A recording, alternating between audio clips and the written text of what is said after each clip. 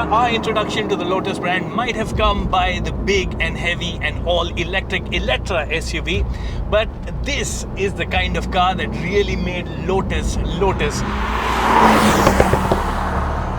A small, light and tight sports car. This is the Emira and it is one hell of a car to drive.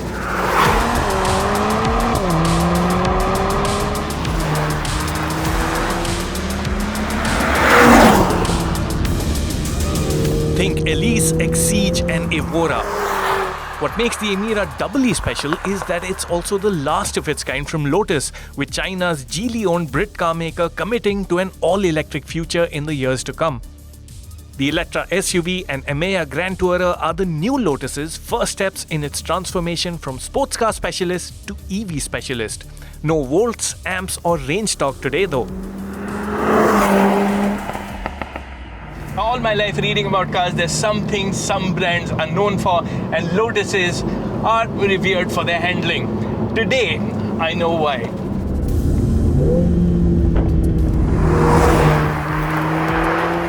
The experience is the sum of many parts, but I'll try to break it down into individual highlights.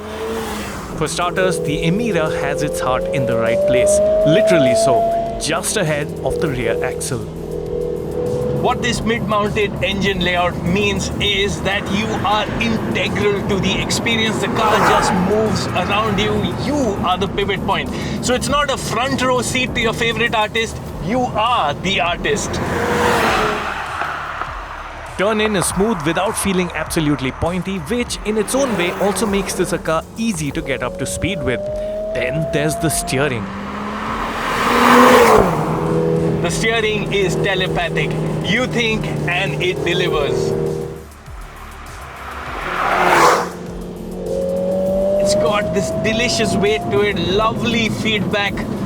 Oof. This car feels like an overgrown go-kart. Grip levels are reassuringly good throughout, and you're always left with a feeling that the car could have taken the last corner faster still. There's room for the driver to level up to the car's capabilities without being intimidated, and that's a very good thing. Also integral to that connect with the car is the braking. The brakes, they're strong, but what makes all the difference is that they're just so well measured. You know every millimeter of travel and the response you'll get for it. Mind you, the Emira does move about and doesn't like if you step off the throttle mid-corner. It does get a bit unsettled, but there is a lot of compliance in the suspension and it regains its poise and composure quickly enough. For the brave, there's the option to dial up the engagement further by switching to track drive mode that reduces electronic intervention and brings with it some twitchiness at the rear end.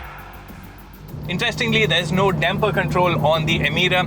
You get two choices of suspension settings that you have to opt for right at the time of booking. So the tour package is slightly more comfortable, and then there is the hardcore one that is more focused and won't be as compliant. But you still do get 3 drive modes, and what they do is alter the powertrain characteristics, exhaust node and stability control. On to the source of power. The Emira comes with 2 engine options. There's a Toyota Source 3.5 litre V6 petrol engine that's supercharged and puts out 400 horsepower. The other engine is AMG's bomb of a 2 litre 4-cylinder unit that makes 360 horsepower. And that's the one that I have with me today. Now before you type away sports car 4-cylinder engine, nah. Well, you should know that Lotus has a long history of sports cars with 4-cylinder engines.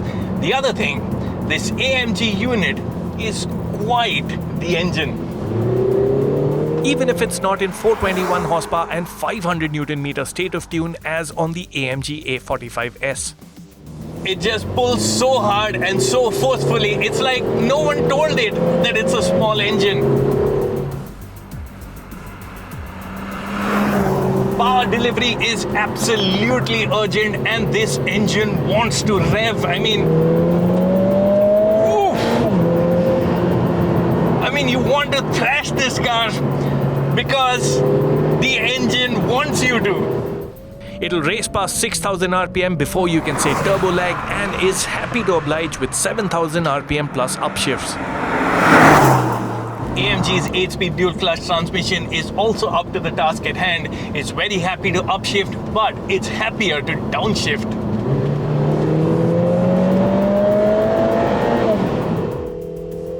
The 4.42 second 0 to 100 kph time isn't record setting, but is quick in absolute terms and par for the course of this class of sports car. The other thing, and with the engine right here, you won't have much use for the otherwise sweet sounding KEF audio system. You can hear the engine breathe hard, you can hear all the intake noises, and it's got the full complement of AMG's pops, bangs and crackles as well.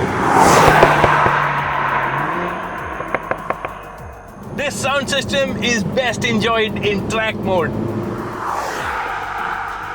There's a depth to the driving experience that makes the Emira very special. Another important learning of my day with the Emira: ground clearance isn't an issue. It has enough space to clear most speed breakers. Mind you, there's no nose lift function. Ride comfort is also pleasant.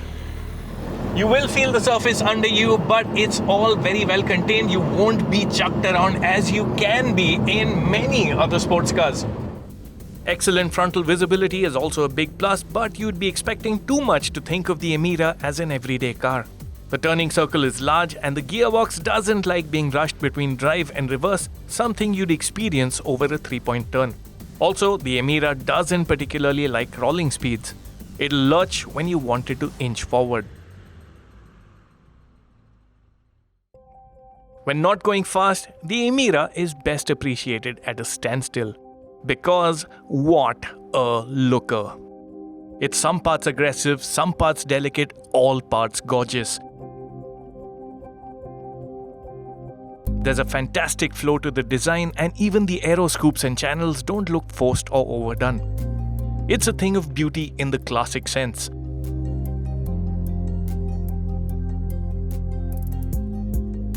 My favorite bit? It's the rear end that's home to a high-deck spoiler and purposeful dual exhausts that poke out of a mesh surround. The tail lifts to reveal a 151-litre luggage area that's good for 2 cabin bags. The Emira's doors open conventionally, no scissor or butterfly doors here, and getting in is convenient enough by sports car standards, thick sill notwithstanding. This is a proper sports car interior. It's compact and really puts you in the mood for a day of driving hard. You get all the essentials, so there are digital dials that get 3 themes that change with the driving modes. The steering wheel wrapped in Alcantara is beautiful to hold, and I love the fact that this yellow on the top aligns with a ridge on the instrument binnacle indicating the dead straight position. You also get a touchscreen. Now, it should have been angled towards the driver, but no biggie. It packs in Android Auto, Apple CarPlay, and I think I'm quite okay with that. You also get manual controls for the climate control system, so that's a big thumbs up.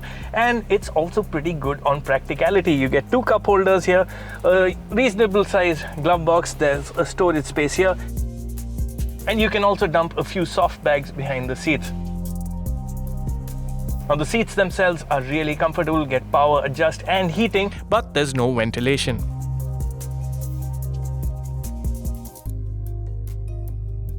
Quality-wise, the Emira feels like a premium car, and a lot of that effect comes from the generous use of Alcantara that even stretches to the roof liner.